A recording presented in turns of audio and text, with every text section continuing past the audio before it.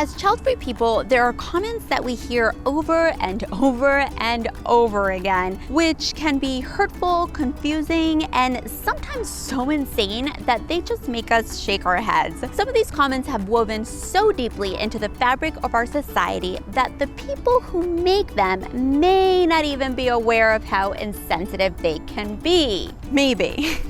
In today's video, we are going to dive into 4 of the top comments that child-free people hear on repeat, and be sure to watch the whole video because I'm willing to bet that you probably have heard them all.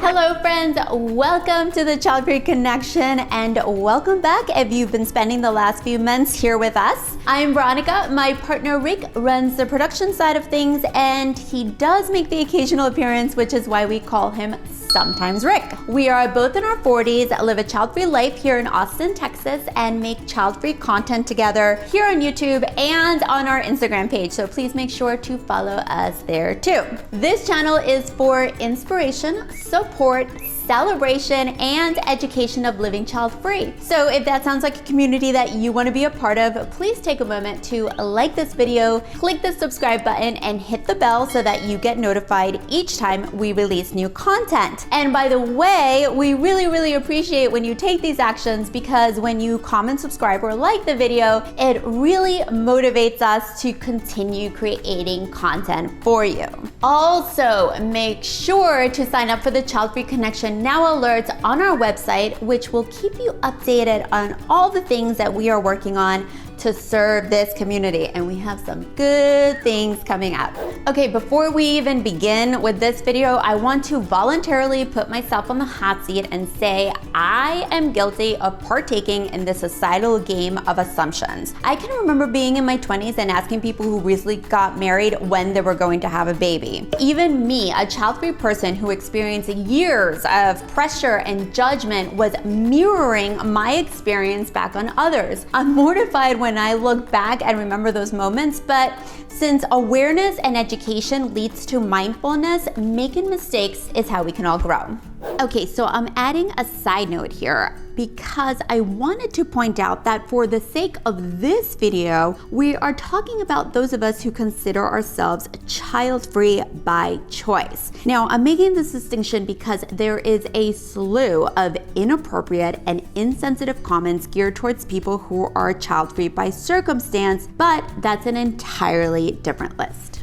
This was a challenging video to make because there are so many comments that we hear as child-free people that it took us a while to narrow it down and focus on just 4 of the top comments that we have received over the years. Okay, first is "you're being selfish." This is such a popular one that people like to say. If we were doing awards for which comment child-free people hear the most, I'm pretty sure this one would bring home the Oscar. I've thought about this comment a lot because what this implies is that as child-free people, we're only thinking about ourselves instead of our unborn children. Okay, I'm going to share a deep, dark secret. We are thinking of ourselves. At some point in time, self-love, self-care, and self-awareness were packaged together into some sort of negative personality trait. I don't know why, as it's clear that making decisions that are best for us, ones that make us happier, healthier, kinder, and more fulfilled only serves a greater good. Being child-free has no bearing on selfishness. Plenty of us are caretakers to family members or loved ones. We volunteer our time, we donate to causes we believe in. I could talk about this forever, but one last thing I want to mention is this. The ability to act selflessly does not automatically switch on when someone becomes a parent. I have seen plenty of parents acting selfishly over the years. So yes, I agree, there are selfish and selfless people out there, but having a baby is certainly not a clear way to distinguish between the two. As we go through this list, I'm curious to know which one of these comments has brought up the most emotion for you, whether it's anger or frustration, or maybe even laughter. Let me know in the comments below. The next comment we hear over and over is, "You'll change your mind." Look, people change their minds all the time. We know that. And they can certainly change their minds about having kids. But telling someone that they will change your mind is basically implying that you feel that they either haven't thought this through enough or that they are making a mistake. This comment devalues our decision-making skills because it insinuates that opting out of parenthood must be coming from a place of confusion or immaturity, and that it's just a matter of time before we come to our senses. The third comment on repeat is, "You will never know true love." I can certainly see how a parent is so head over heels with their child that they can't fathom the idea of not having them. How many times have we seen social media posts after the birth of a baby and the parents are saying something like, "Now I know true love," or "I found true love"? I get it, but here's the thing. This comment implies that children are the only ones that could bring true love to people's lives, and that may very well be the case for those parents. But what they don't understand is our lack of desire and all the many reasons we choose to opt out of parenthood. They are enough to reshape this guaranteed source of love. Love is multifaceted, and just because each of us doesn't experience every kind of love that is available, it does not mean that we're missing out. I certainly don't feel that way. We can feel deep true love in many other ways, and only we should be the gatekeepers of the love we choose or experience. And lastly, you'll regret it.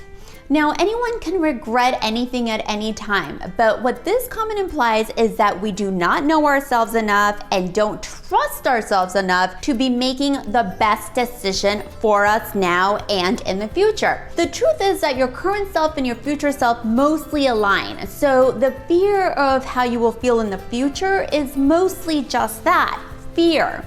If you Google parents who regret having kids, you will see that there is plenty of data that proves that parents can be regretful too. Once again, regret has nothing to do with being a parent. It goes so much deeper than that. If you're interested in learning more about regret, I made an entire video solely on this topic, so make sure to watch it, and I will link it in the description below.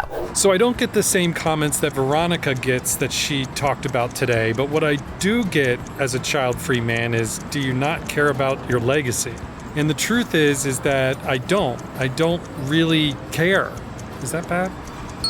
Rick and I wanted to make this video because it's so important that we don't place our individual parameters and belief systems onto one another. And it's also important to be aware of our words. As child-free people, we have heard it all, and it can be so frustrating and exhausting for people to continuously question our decision or imply that we are making a mistake. We're all on different paths. My version of a joyful and happy life can be very different from someone else's. It doesn't matter which path we choose as long as it's the right path for us. If we support one another and celebrate the fact that we are all leading separate, authentic lives, we can then understand each other better when it comes to all our differences. If you were able to relate to the comments that I just highlighted, or if this video resonated with you in any way, please don't forget to like this video, subscribe, and hit the bell so you get notified next time we release new content. We thank you, we appreciate you, and we're excited to see you next week.